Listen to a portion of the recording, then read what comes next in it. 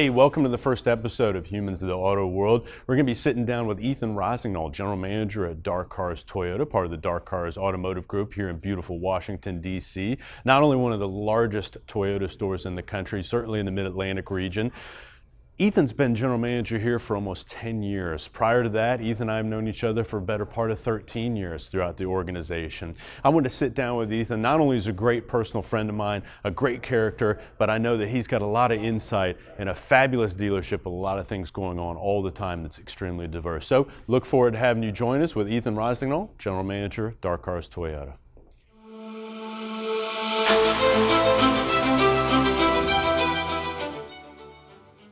First, where are you from? Where's home? Where were you born? I'm from here, DC metro area, born and raised in Maryland. Okay, so that's a rarity. Most people, especially even in your own store, this is like the UN here. You've got how many different representatives of countries? We probably speak at least 15 different languages here. Yeah, and that's on a bad day, right? I mean, it's literally. But it's representative of the community. It's the people we serve. It's the people that work here. I think that's important. Tell me a little bit about that. You know, it's the Washington D.C. area, so you've got a lot of people that are transient that move in and move out. You know, we've got a very large community of people from all over the world. I think the community supports that. I think the dealership supports that. And I think, you know, we're a product of our community. Our employees are, and, you know, they're here to serve our customers, and we match up well with that. Yeah, I think that's a really great point. How did you learn that? How did you learn that that would be a really important thing to have the culture of your store match the culture of the community? There's so many different places that you go to where it's the exact opposite, right? Yeah. Somebody, whoever they've hired themselves throughout the store, and it's not representative of what the community is. How did you learn that? I think, you know, initially starting working here 10 years ago, you could tell that the customer base was very diverse. Some of our salespeople were diverse, but you actually have to make a conscious effort to make sure that that community is represented. So, you know, specifically, you'll go out and you'll hire people that speak different languages and represent the community, that are from the community. Yeah. And I think that's a good trait to success. Probably not very easy to keep all those together. I mean, if you look at the rest of the world, we don't have a very good job or proof of that, right? I mean, so there's got to be pretty interesting things that happen around here with the different cultures. It gets a little dicey sometimes. I bet. That's they're good people. Well, you've kept it together for better than 10 years, so that's saying something. Yeah. Hey, let's switch gears a little bit. Tell me, what was one of your biggest stumbling blocks that you found in your career? What was something that was one of your biggest challenges? I don't want to call it do-over. We're not do-over guys, but if you had the opportunity to maybe do something differently, what was that stumbling block? What did that feel like, and what did you learn from it? You know, stumbling blocks would probably have been me worrying about other people getting promoted, other people moving forward, and not myself, letting that creep into my head, letting me even you know, dabble in negativity, which I think it did at the time. And you're your own worst enemy. So stumbling blocks for me were always worrying about other people, which is probably the last thing you should do. Yeah. Worrying about yourself is probably the most important thing you should do. And controlling what you can control. You know what? That is a great point. Thank you for sharing that, because I think that that's something that a lot of us do or have done, and maybe even most of us in this business, is I think that we worry about what successes other people are seeing and why isn't it me? I did more. Why am I not a part of this? And I think when we don't know, we start telling our own stories in our head, right? And those stories are never good. Nope. So I appreciate you sharing that. I think that's really intimate and that's genuine and authentic, and I think everybody would value that. When you realize that, when you saw it to yourself, you know, hey, I'm kind of concentrating on what other people are doing more than me. What did you do? What did you do to change that around? What was the thing that clicked for you that you would do it? Because I've never experienced you that, at least in my memory. And maybe it was a long time ago. But I've been doing it since, you know, I was 18. So. Yeah. You know, you focus on yourself, you focus on helping other people. Yeah. Helping other people, helping customers, creating a positive environment, that's what moves you up. It's not worrying about other people. So focusing on myself, focusing on consistency, especially at a young age when you're trying to move up, having a good month, having a bad month, having a good month, having a bad month. So many of us have done that. That's not how you move up. That's not how you lead other people. Yeah, that is it. That is it. If there was something you could change about our business, what would it be? Wow. Yeah. A lot of things or very few? You know, I'd say very few. I'm a positive guy. I don't find a lot of things wrong with what's going on. But, you know, I think that the culture's changing. The schedule's got to change. The things that we've got to improve on is making sure the quality of life is there for our employees. Yeah. You know, the business model's changing. Millennials are coming. You know, you've got a whole new workforce of people.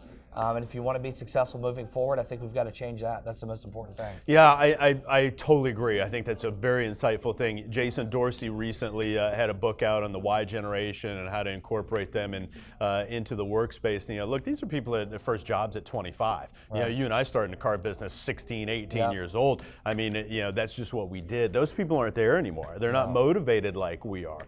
And I think you're right. The schedule is a big thing that we have to look at. I mean, it's really tough to go out there and say, hey, you're going to work every weekend, you're going to work every night, you're going to work every holiday, and try to get a quality person. So I agree. I think that's something. What have you done here to change that in your organization with Dark Cars Toyota?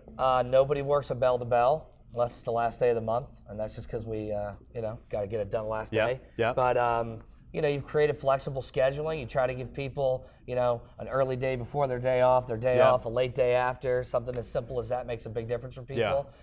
Making sure that people can attend to things that are important to them in their life. Kids stuff, kids games, anything you can do to support your family, I think makes for a better employee. The time that they can spend away makes them come back better. It's not necessarily the quantity of the time that you have them here, but really the quality of the time that you get from them once you do that. Yeah, that's a really great point. So let's talk about a couple other things. How about the best advice that you ever got? And then I want you to go into the worst advice that you ever got in our business. All right, I would say best advice I've gotten in the business as far as my career path is the people around you will be the ones that lift you up, and focusing on helping people, not worrying about, people above you and what you need to do and what they need to hear, but more what you can do to help the people around you. And I think that's been very true in my career. And just being a good person and someone that's helpful, even when it doesn't benefit you. And when that time comes, I think it's pretty obvious that it's your time, and I think the people around you will support you in that. I think that's really strong advice. I think today's me personality, and everybody's a winner, and everybody gets a trophy. I think it's difficult for people to do that, and even before that culture, it was difficult for people to do that. And I think that's great advice, and you are definitely one of those people that I see every day over the course of our decade that we've known each other. That you are the first one to do that. So I think it served you well. I've seen other people do that. I think it's a great piece of advice. How about the worst piece of advice you ever got? I don't know if I can remember one thing. There's definitely been some people you come across in your career that give you bad advice. Anything that would have anything to do with being unethical, not doing it the right way, would probably be the worst advice, because all you have in this business is your reputation. So anything that would compromise that would be terrible advice. That's a great point. I had some very good advice in my life that was very similar to that, and I don't know how this destiny works, but I worked for Mr. Lewis at J.C. Lewis Ford 20 plus years ago, and Mr. Lewis, before he passed, he told me one day, he says, listen, he says, Bill, no matter what you do, I was just a lowly F&I guy, and he says, no matter what you do, don't slip on a banana peel. He says, because everybody in this business will know it. And if you now fast forward 20 years later, all the different people that I've met, all the different dealerships that we interact with all over the country and really all over the world, I never would have been able to do that had I done one of those things. So I think that's really good advice. You're right. Ethical, any dollar made unethically is not worth the $20 that you could do in another way. So, but let's talk about Dark Cars Toyota, one of the preeminent Toyota stores, certainly in the Mid-Atlantic and all the country. You have done a phenomenal job in terms of volume. You're just coming off another huge month. What is that? What is the secret to that for you? Because it's not location. You're not in the middle of Metro, and you got 50 stores all around you. What's the success for you? How have you built that over the time? Because it didn't happen overnight. Retention is the key. Taking care of your own customers, working your customers, focusing on really maintaining what you have, not just the growth of the business. Repeat referral business, word of mouth, is a huge reason that we're successful over the last few years. But really, energy and passion. Having a positive energy, having a good work environment, having happy employees, having a fun place to walk into when you walk in here. People that like to be at work. Generally, that comes off to the customer. The customers like to be in your showroom, but that energy is really, I think, what our success is. Where do you see the business going? It's a lot of changes, always happening. It's fast. You're a fast mover. Where do you think we're going with this business? I think the business is strong. I think the automotive business, I think the dealership business, I think the dealership sales consultant, I think the dealership employee has a great future. When I got in the business in '96, they were basically telling you that the internet was about to eliminate all the car salespeople. Still hadn't happened. Still hasn't happened. It's 20 years later. Yeah. So I think the future of the industry is great. I think the product that we sell gets better every day, which makes our jobs easier, which makes for a better customer experience, a better experience for the employee. And I think the future of the business is great. Good. I do too. And it's encouraging. It's a great business with a lot of great people into it. And I think it's 1 in 5 or 1 in 6 people in the entire country are affected by our automotive business economically one way or another. Yep. What do you think has changed? What have you seen change? What's the biggest change that you've seen in the business on 20 years? Transparency for the customer, transparency for the experience. That spills over into sales, that spills over into service. I think overall just a better experience for the customer, which frankly as a young sales consultant getting in makes it better for us now than it was back then. I think back then there was so much angst for the customer and maybe the sales consultant involved. I think that image of the car sales consultant or the car salesman from back in the day is starting to erode. With good people that have been in the business for all these years, and I think it just makes for a better experience all the way around. Yeah, that's good. And how have you dealt with transparency here at Dark Cars Toyota? I mean, obviously a big change from the way it was when we started. Yep. And you're right, there was a lot of angst. I mean, it was, you're walking out there, your manager's telling you to say one thing, you got there, you forget half of it by the time you're there. I mean, it's really contentious, and it's not that way. You see a lot of happy things going on in this showroom all the time. So, what are some of the key things that you've done in that transparency? First of all, you try to make the process as streamlined and as fast as possible for the customer. Time is more important than money these days, and I think if you value the customer's time and you make sure that the process is quick and moving at their pace, that you're going to have a much better experience for them. Ethan, let's pay it forward a little bit. Right. What kind of advice would you give to somebody that's entering the car business now, entry level, or if you could go back to that Ethan in 1996, what is the advice that you would do, pay it forward to some of our watchers out there that they could take forward with them? You got to work hard, kind of as if nobody's watching, because sometimes people aren't paying attention to what you're doing, even though there's a lot of trophies, a lot of salesmen of the months. I was probably never the best salesman. I'm not sure if I was ever the #1 salesman. I might have been top 3 or 4 in a competitive store, but really just making sure that you're, again, taking care of the people around you, doing the right thing. For me, it was kind of natural to be a better coach than it was a player. So focus on your strengths. There's some people that think they want to be promoted and think they want to be in a management role, and it might not be the best fit. Sometimes just being a fantastic financial services manager, or being a fantastic sales consultant, or being a fantastic assistant service manager. Don't be so consumed with moving up as you are being consumed with being really good at what you do at the moment. And if it's meant for you to move up and it's meant for you to lead, then I think that'll come. But you focus on yourself, you focus on making sure you do a good job taking care of the people around you. So, crazy business. Yep. We spend more time here than we spend anywhere else at any given time within the confines of the dealership, wherever it may be at. And we interact with so many different people, so many different cultures, so many different interesting things. I got to know what's one of the craziest stories that's ever happened. Clean. That we can talk about. That eliminates a few.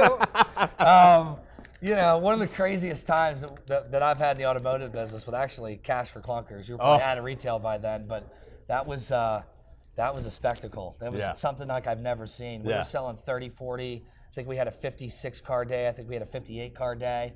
All the cars were going to be destroyed.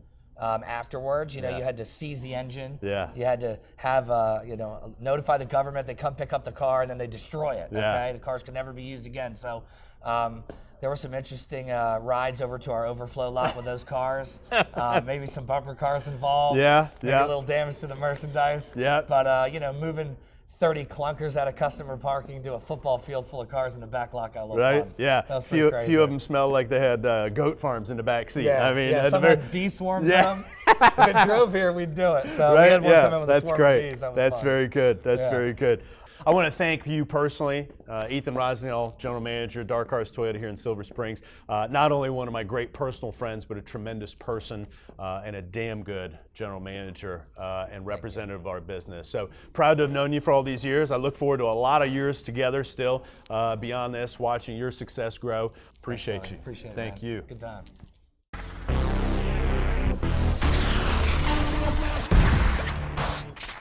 Welcome to this edition of Witt's Rant of the Week. This edition is going to be about time wasting, and the lack of respect that seems to be pervasive throughout our business and really everywhere in the world. And that's anywhere from a dealer principal to a general manager to a sales manager to salespeople and even customers and everywhere in between. What do I mean by that? We set appointments for salespeople and customers. Customers come in, they wait around, our salespeople aren't ready for them. It's a lack of respect. We set up a meeting as a manager, our salespeople get there, we come in late. Or vice versa, the salespeople don't come in on time. Time is the most valuable thing that we have, and there's nothing worse than being disrespectful about coming in late to either a meeting, an appointment, or something else, because you can't get that time back. And if you're a manager or somebody of an upper level or leader and you set those times and you're the one that's late, you've ruined all credibility with what you're about to do or say, because you've already demonstrated it wasn't important enough for you, then it must not be important to them. So I want you to take this week's Witt Rant of the Week. I want you to try to make something different and make a change. Don't be sorry, be different,